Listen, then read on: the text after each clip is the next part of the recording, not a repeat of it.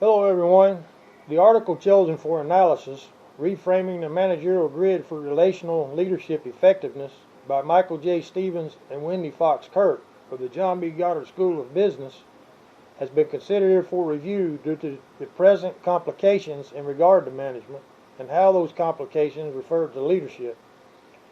It seems that management cannot be successful without leadership, and leadership cannot be successful without management. Leadership and management seem to be at the root core of all modern society's problems or lack thereof. If they turn out well, we give our leaders the credit. If things turn out bad and go awry, we blame our leaders for the failure. Obviously, leadership can make or break a society, and obviously all life depends on leaders and the decisions that those leaders make. From our environment and global warming to their economy and war in the Middle East, our leaders hold the very survival of all species in their hands. Future wars and famine, overpopulation, world poverty, possibilities of World War III, all depend on those who hold the power to erase all life from the earth, our leaders. Although our leaders are considered the intellectuals, we as a society still encounter problems that seem beyond control and beyond fixing. Why this void in such an educated society? Why the lack of an answer to an issue with so many educated leaders at the helm? Management often goes awry, as Enron being the perfect example. Leadership must therefore be tied to management, be it in business or be it in conflict. Here we will examine these two scenarios, both leadership and management, compared across the spectrum.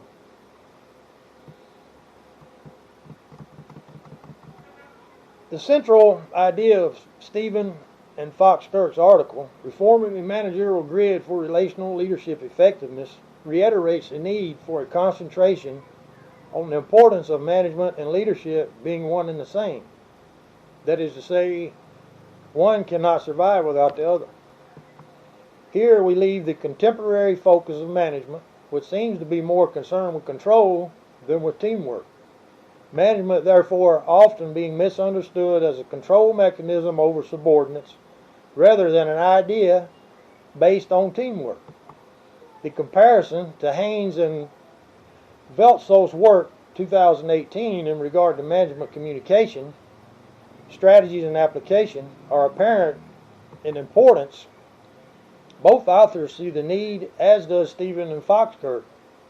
The need in regard to future management aspects are in the reframing of the present status quo, stalemate management, the often lack of communication between CEOs and subordinates or employees.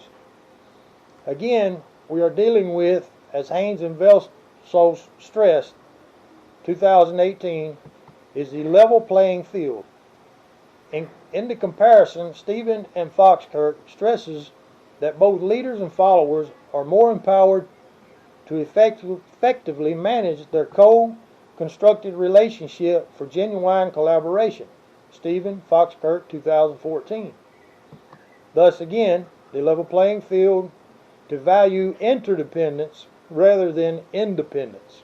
Associates, DC, 2011. In our conclusion and recommendation, as I always try to stress first and foremost, we have to be aware of our environment.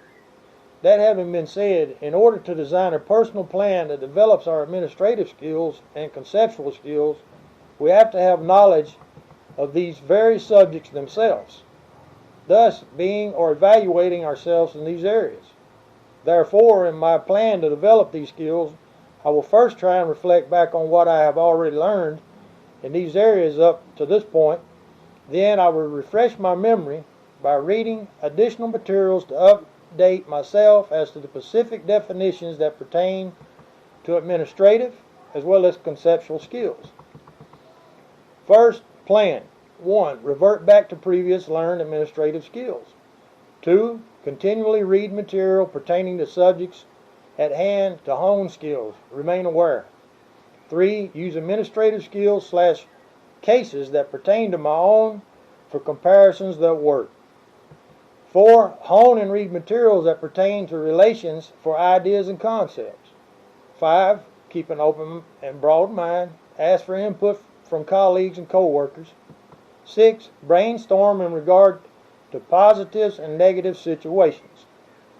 Take notes and analyze what may be of benefit. Trash what does not, as not to waste valuable resources. Here are conceptual skills that we need to develop is the awareness that we need to broaden our intelligence capabilities. We do this by choosing highly professional, competent staff and associates for proper input.